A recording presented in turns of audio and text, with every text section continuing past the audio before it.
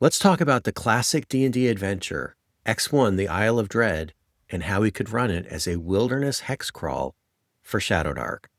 The Isle of Dread was the intro wilderness adventure that came out in the expert sets, box sets in the 1980s, but it's not exactly an intro wilderness. It pushes the referee into the deep end. There's a daunting ocean voyage, a dangerous tropical island, a central plateau, and then these forgotten ruins at the heart of the island where an ancient evil lurks. It's not super easy to convert either to Shadowdark. There's like a lot of new rules, new monsters, but it's one of those classic adventures that's been on my bucket list.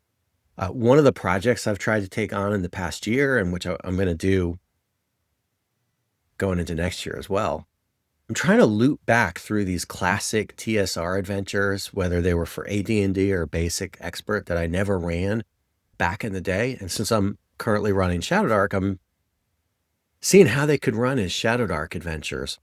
So next up, the Isle of Dread. That's what we're going to talk about today. And this one has a super easy plot hook. You could work it into almost any campaign because effectively the players start by finding a treasure map. It's not actually a map. It's an account by an explorer. This guy, Rory Barbarossa, he has like a real pirate name. His crew had been blown off course. They discovered this tropical island, the Isle of Dread, had found the remains of an ancient civilization at the heart of the island.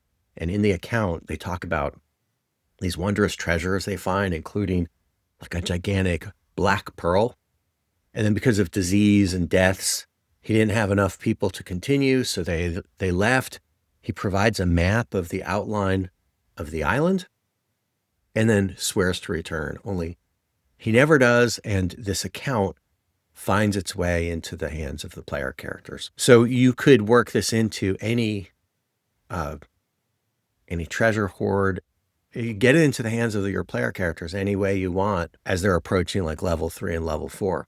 And the Isle of Dread has so much cinematic inspiration you can call on, whether it's Jurassic Park or Raiders of the Lost Ark, the Pirates of the Caribbean movies, or even King Kong and Skull Island. In fact, there are natives on the Isle of Dread who are separated from the mainland by this gigantic wall that feels like directly inspired by King Kong and Skull Island.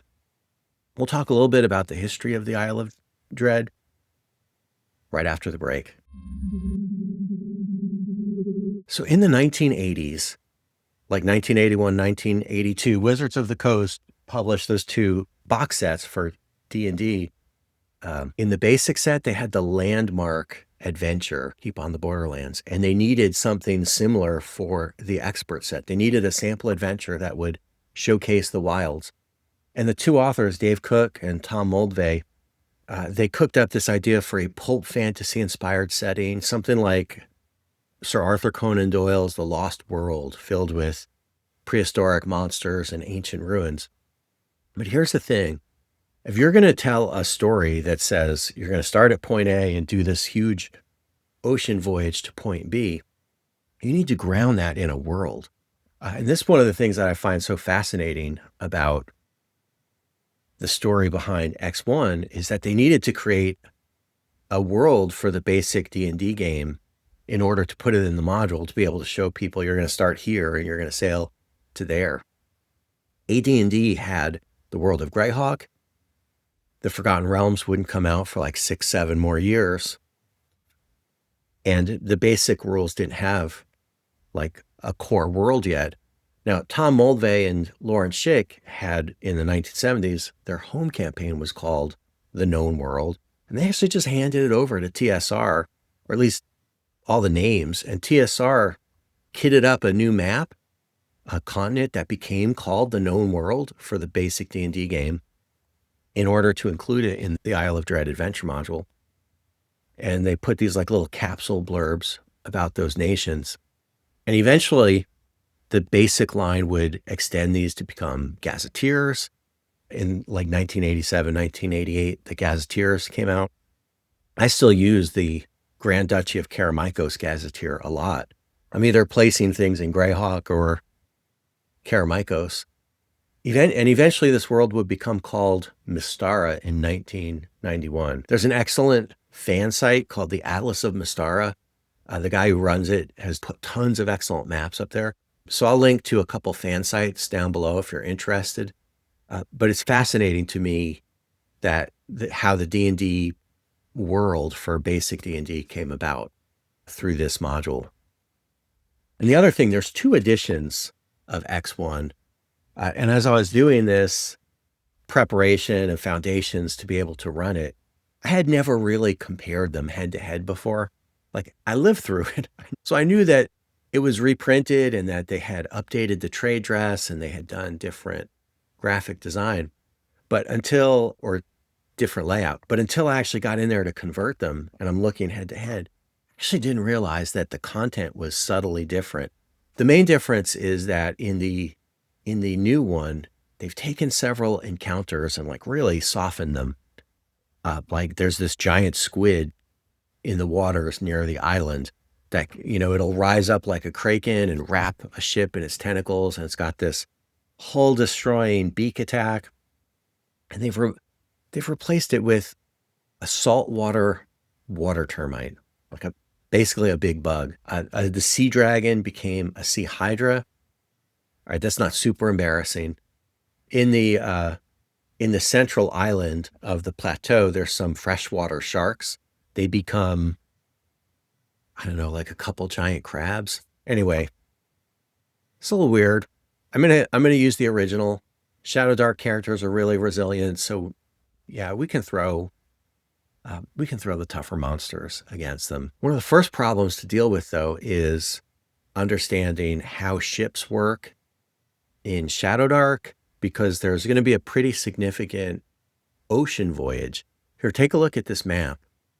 I forget what it is. I don't know, somewhere between 40 and 45 hexes. They're 24-mile hexes. I think when I calculated it, the trip to the Isle of Dread was close to 1,100 miles. So let's take a look at ships in Shadowdark, how they work, their speeds, what their cargo is, how much they cost, and how we can get a ship in the hands of our players.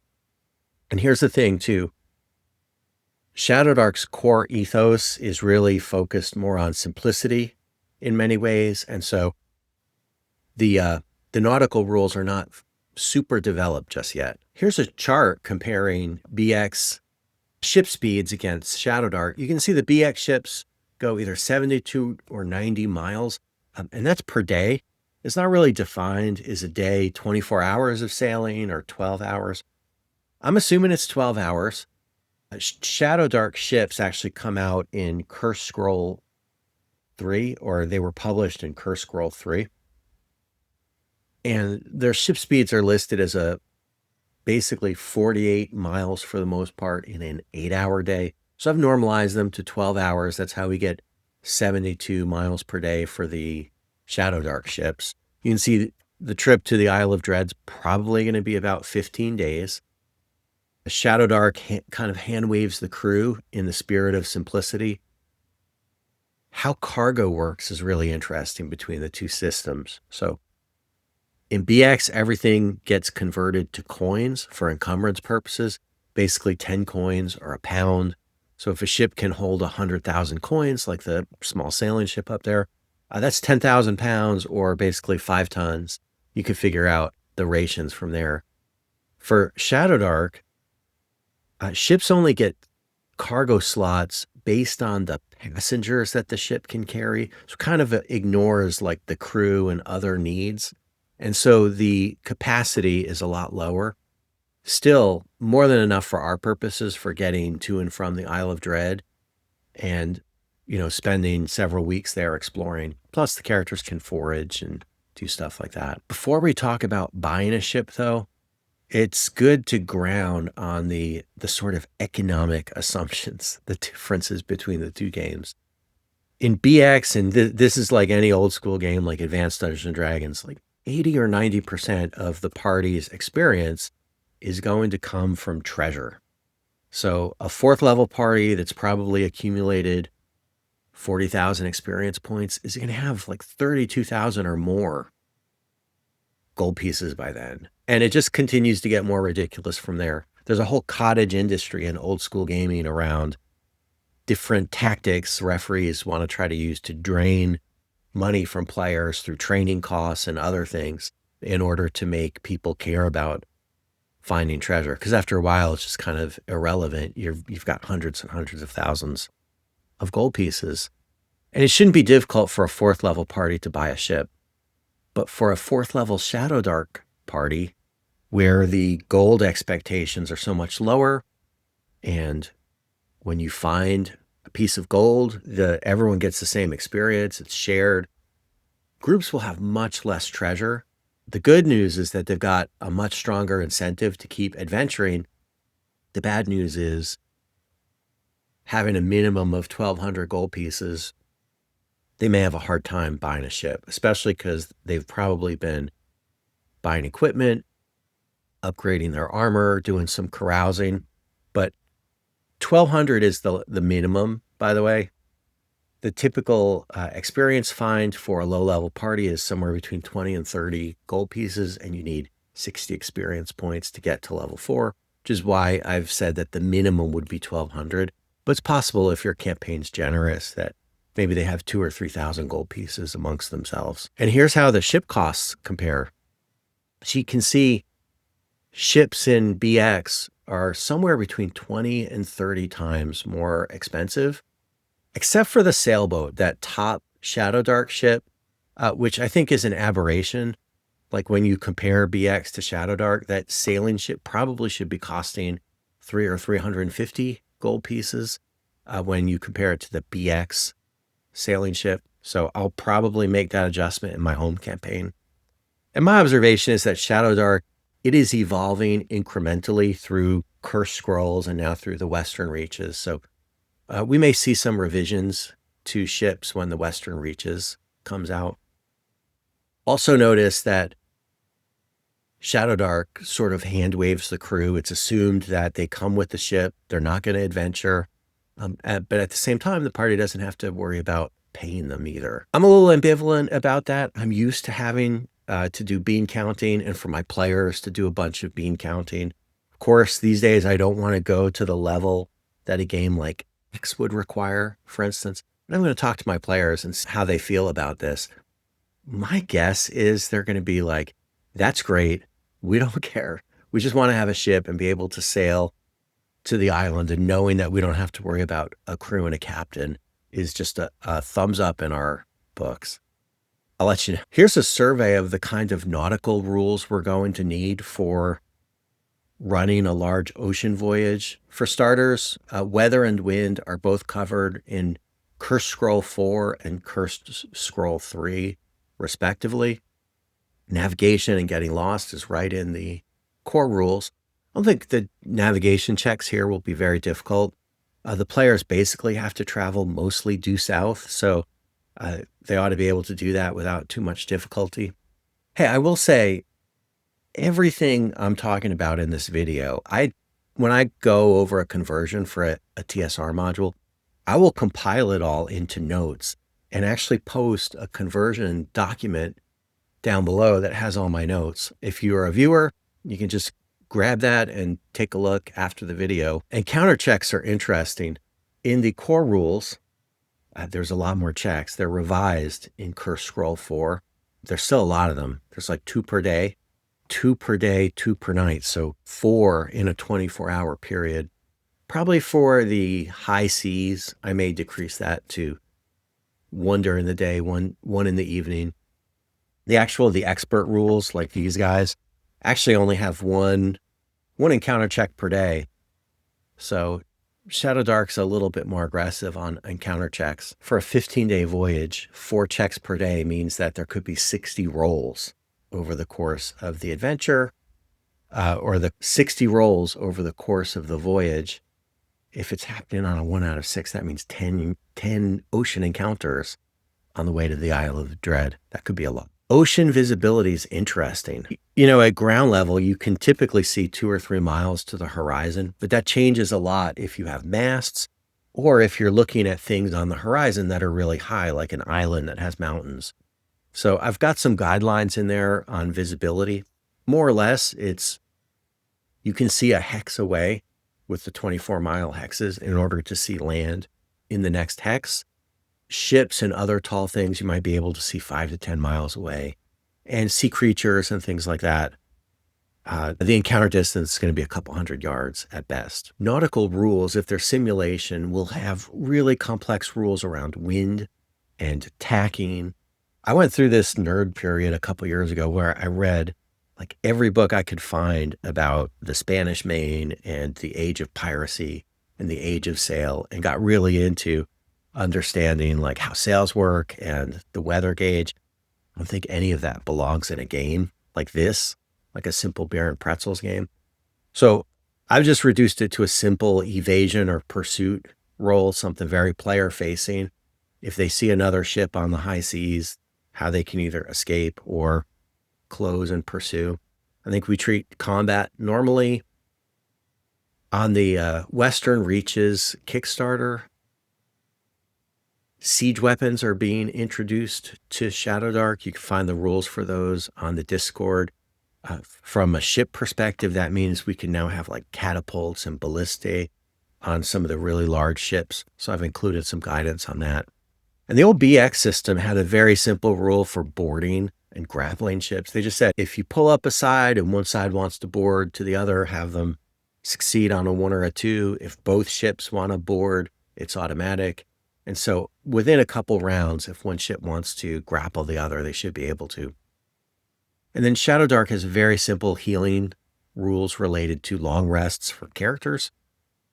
I think we can just apply that same logic to ships, meaning if you can get to land where you could beach your ship, you can basically take a long rest and repair it. In the age of piracy, you would beach your ship, careen the hull, get rid of all the barnacles and worms and stuff like that, and make repairs while the ship beached temporarily. And so if it's good enough for the pirates, it should work for us. The next conversion topic is monsters. Now there's at least 80 to 85 monsters in the Isle of Dread.